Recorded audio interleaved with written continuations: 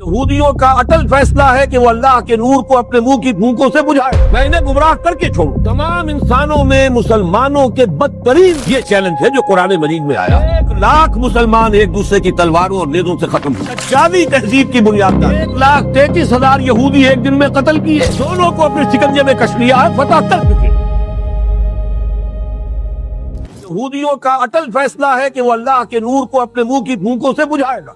اس کو اچھی طرح نوٹ کر لیجئے کہ تاریخ انسانی میں خیر و شر کی جو کشمکش رہی ہے، ہمارا ایمان یہ ہے کہ اصل میں ایک طرف ابلیس اور اس کی ذریت ہے، صلبی بھی مانوی بھی، دوسری طرف اللہ کے رسول اور ان کے امتی رہے، ستیزہ کار رہا ہے ازل سے تا امروز، چراغ مصطفی سے شرار بولا بھی کشمکش جاری رہا۔ قرآن مجید میں 7 مقامات پر قصہ آدم و ابلیس ہے۔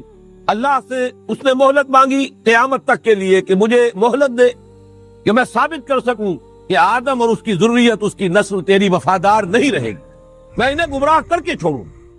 قرآن کا ہر طالب علم جانتا ہے اللہ نے اسے مہلت دی، اور اس نے پھر جو دھمکی دی تھی بار بار آیا ہے، میں آدم کی نسل کا اغوا کر کے رہوں گا، انہیں گمراہ کر کے رہوں گا، ان پر سامنے سے حملہ کروں گا، پیچھے سے حملہ کروں گا، دائیں سے حملہ آور ہوں گا، بائیں سے حملہ آور ہوں گا، اور تو دیکھے گا اے پروردگار کہ تو نے جو مقام اور مرتبہ خلافت عطا کیا آدم کو، آدم کی ذریت اس کی اہل ثابت نہیں۔ یہ چیلنج ہے جو قرآن مجید میں آیا ہے۔ اب ایک بات یہ نوٹ کیجئے کہ اس ذریت آدم کا جو ازلی دشمن ہے ابلیس، اس کا سب سے بڑا ایجنٹ اس دنیا میں کئی ہزار برس سے یہودی ہے۔ دنیا میں انسانوں میں ان کے سب سے بڑے ایجنٹ کارندے، وہ مغضوب علیہم قوم، وہ ملعون قوم، لعن الذین کفروا من بنی اسرائیل علی لسان داؤد و عیسی ابن مریم۔ تاریخ یہ بتا رہی ہے ان کی دشمنی ہمیشہ رہی، تمام انبیاء سے رہی۔ حضرت مسیح علیہ السلام کو انہوں نے اپنے بچپن سے کیوں نہیں پٹھایا؟ خود نبی اکرم صلی اللہ علیہ وسلم اور آپ کے صحابہ کے ساتھ جو معاملہ رہا، میں اس پر تاریخ اور سیرت بیان نہیں کر سکتا، صرف قرآن مجید کی گواہی دے رہا ہوں۔ لَتَجِدَنَّ أَشَدَّ النَّاسِ عَدَاوَةً لِلَّذِينَ آمَنُوا الْيَهُودَ وَالَّذِينَ أَشْرَكُوا۔ تمام انسانوں میں مسلمانوں کے بدترین دشمن یہودی اور مشرک۔ یہ یہودی میں چاہتا ہوں کہ تاریخ جو ہماری امت مسلمہ کی ہے، اس کے حوالے سے ان کا جو بھی کردار رہا ہے اس پر ایک نظر ڈال لی۔ سب سے پہلے عبداللہ ابن سبا یہودی نے اسلام کا لبادہ اوڑھ کر مسلمانوں کو آپس میں ٹکرایا، الفتنۃ الکبریٰ۔ 1,00,000 مسلمان ایک دوسرے کی تلواروں اور نیزوں سے ختم ہوئے۔ خلافت کی توسیع کا جو سیلاب چل رہا تھا، تھمتا نہ تھا کسی سے سیل رواں ہمارا، وہ آپس کی چپتلش سے، خانہ جنگی سے اس سیلاب کے آگے بڑھنے کی توسیع کا معاملہ ختم ہوا۔ اس کے بعد تاریخ ایک عجیب حقیقت سامنے لاتی، جس کی گواہی خود انہوں نے دی ہے۔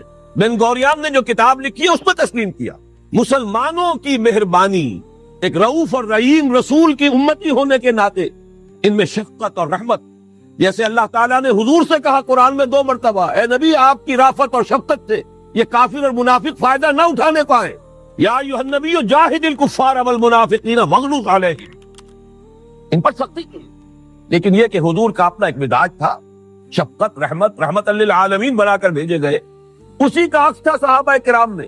سب سے پہلا سہارا جو انہیں ملا ہے 550 برس کے بعد، انہیں یروشلم میں داخلے کی اجازت حضرت عمر نے دی ہے رضی اللہ تعالیٰ عنہ، ورنہ 70 عیسوی میں جب ٹائٹس نے یروشلم کو برباد کیا، ہیکل سلیمانی کو مسمار کیا، 1,33,000 یہودی ایک دن میں قتل کیے، اور اس وقت سے جو جلا وطن کیا ہے، تو یہ یروشلم میں داخل نہیں ہو سکتے تھے 550 برس تک، تاکہ اللہ تعالیٰ نے حضرت عمر رضی اللہ تعالیٰ عنہ کے دست مبارک پر یروشلم کو فتح کرایا، اور آپ نے پھر اس کو ڈکلیئر کیا اوپن سٹی۔ یہاں عیسائی بھی آئے، یہودی بھی آئے، اگرچہ ایک حقیقت تاریخی لوگوں کے علم میں نہیں ہے۔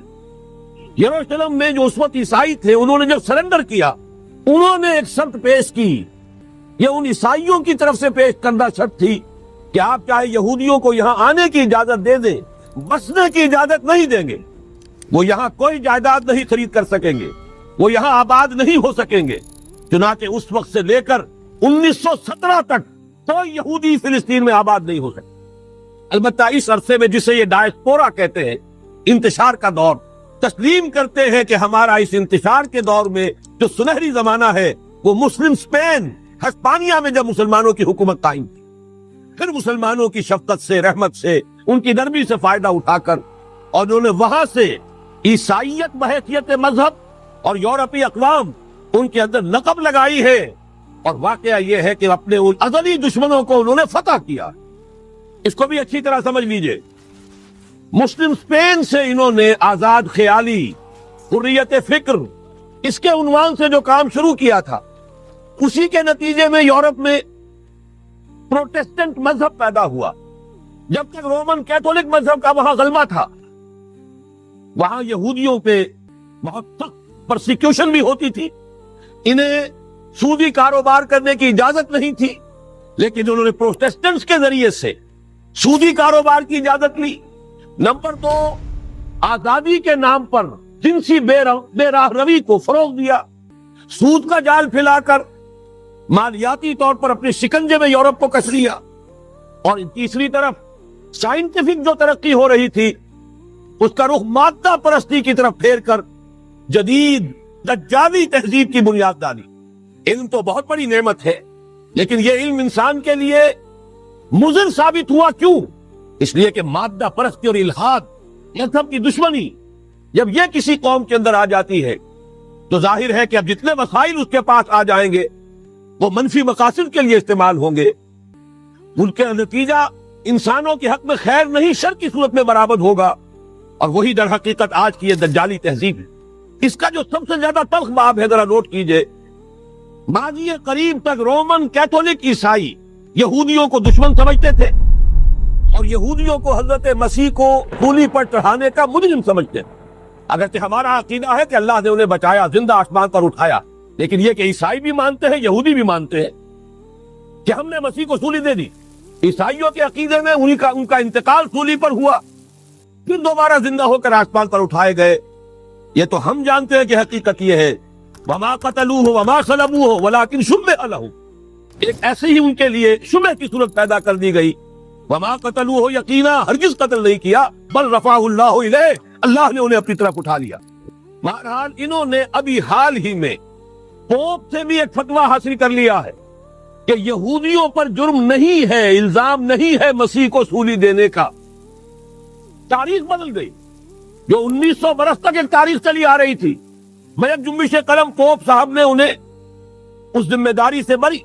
اور آپ نے دیکھا ہوگا حال ہی میں اسحاق ریبین جب یہ واشنگٹن سے واپس آ رہا تھا، جب کچھ وقفہ پڑ گیا تھا، جو مصالحت کی گفتگو ہو رہی تھی پی ایل او کے ساتھ، تو واشنگٹن سے واپس آتے ہوئے پوپ سے مل کر آیا ہے۔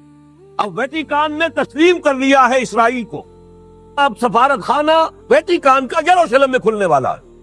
میری اس پوری گفتگو کا حاصل کیا ہے؟ انہوں نے 3 pronged اٹیک کے ذریعے سے یورپ کو اور یورپ کے ساتھ اب امریکہ، ان دونوں کو اپنے شکنجے میں کس لیا ہے، فتح کر چکے۔ یہ وہ بات تھی جو علامہ اقبال اس صدی کے آغاز میں دیکھ آئے تھے، کی رگے جہاں پنجے یہود میں ہے۔ وہ تو صرف ایک قوم تھی، جرمن قوم، جسے کچھ عرصے کے بعد احساس ہو گیا کہ یہودی کس شے کا نام ہے۔